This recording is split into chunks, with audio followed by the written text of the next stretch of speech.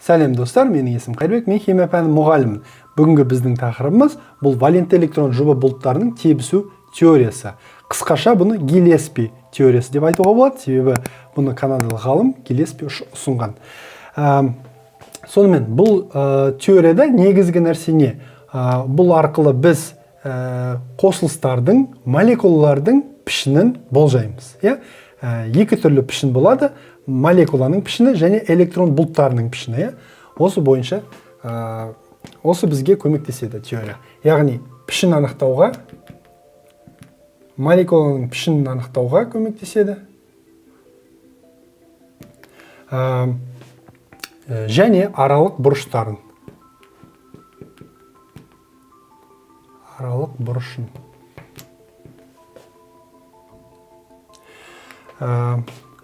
Жалпы қосылыстарды бастасақ, біз қосылыстар бізде ковалентті байланыстар түседі.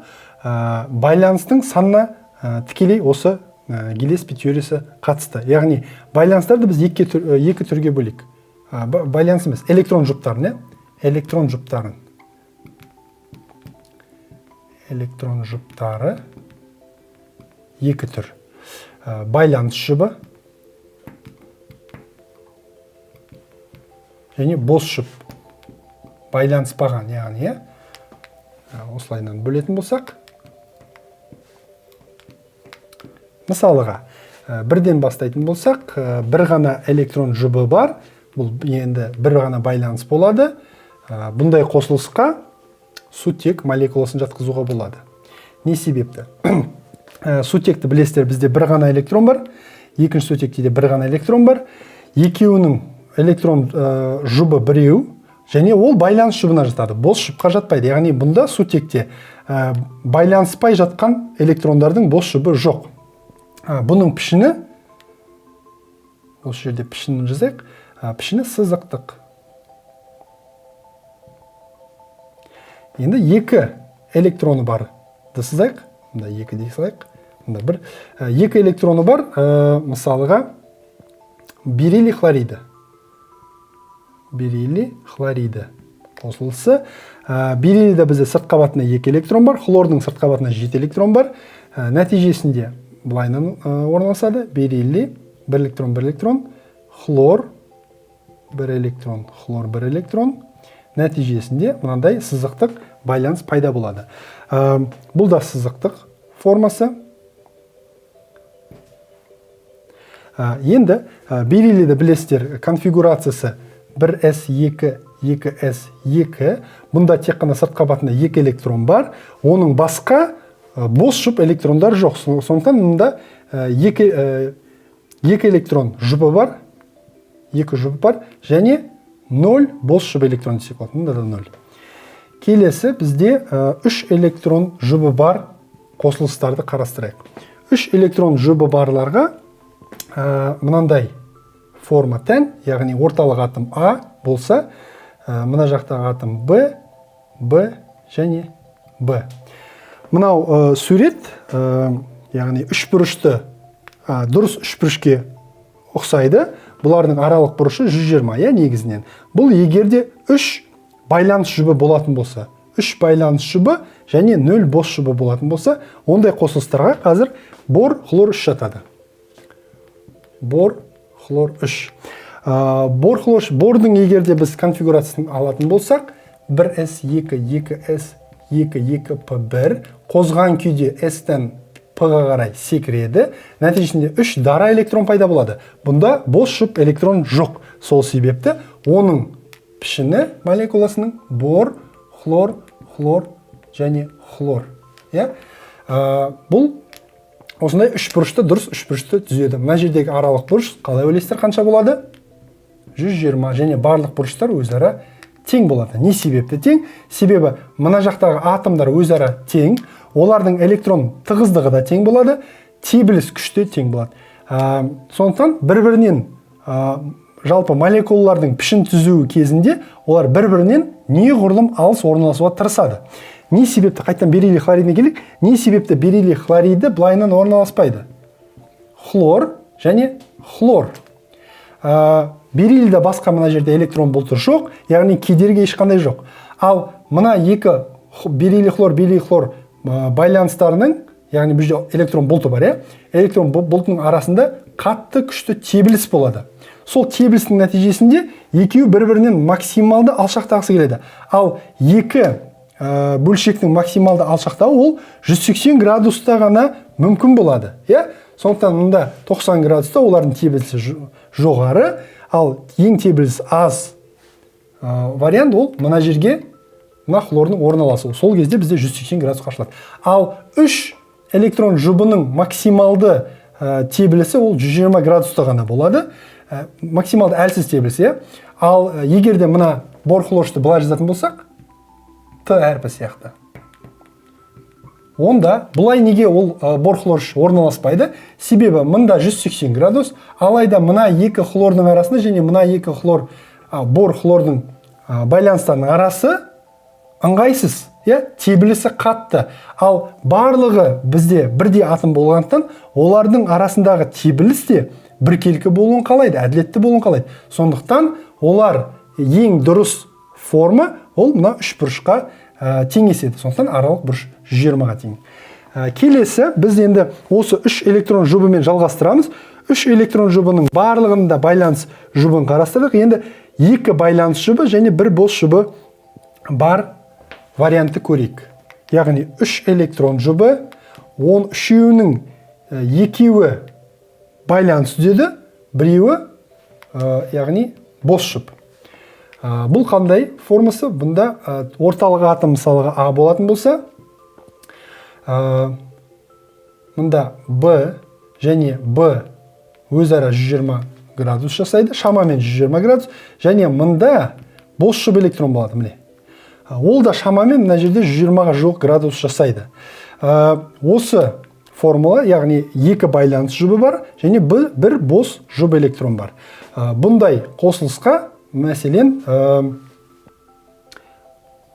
қалайы хлоридін жатқызуға болады.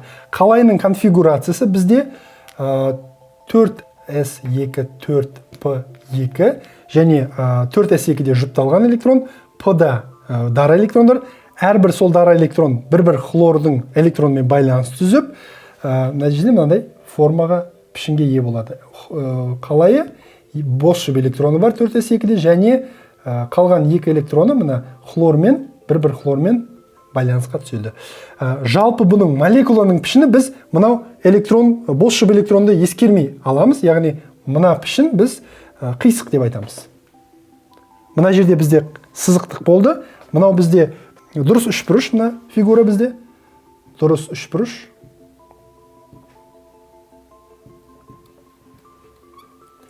Мынау бізде қисық. Яғни тек қана хлор, қалайы хлорды ғана қарастырамыз. Мына жердегі электрон болтын қарамайыз. Бірақ электрон болтын есептеген кезде бұл да дұрыс үшбұрышқа жатады. Ары қарай, бұл бізде екі электрон жұбы, байланыс жұбы және бір бос жұптың болған мысалы. Келесі мысал бұл 4 электрон жұбына мысалы.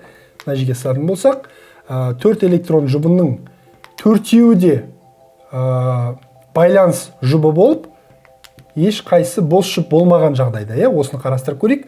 Бұндай жағдайға бізде көміртек тетрахлориді жатады. Көміртекте бізде 4 электрон бар, олардың барлығы дараланып орналасады қозған күйде, әрқайсысы бір хлор атомымен байланысады, нәтижесінде мынандай пішінге ие болады. Хлор, хлор, хлор және хлор. Аралық бұрышы бізде 109-да 5 градус болады. 109-да 5 градусқа тең. Бұл жерде естеріңізде болсын, тағы да оқушылар қайталайым.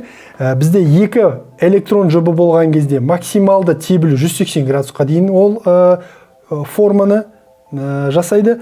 Ал 3 электрон жұбы болған кезде 3 бұрыш болады, яғни 120, бірақ фигуралар әртүрлі болады. Егерде үшеуде байланыс жұбы болатын болса, ол дұрыс үшбұрыш. Егерде тек қана екеуі байланыс жұбы бір бос жұп болса, онда мына жерде қисық болады. Ал 4 электрон жұбына келетін кезде төртеуі де барлығы байланыс жұп болса, әрқашан 109-да 5 болады. Қандай да атом қойсақ, мұнда қазір көміртек тетрахлоридін қойуға болады. CH4-ті қойсаңыздар да дәл осындай форма, дәл осындай бұрыш жасайды. Егер де біз силанды алсақ та дәл сондай болады.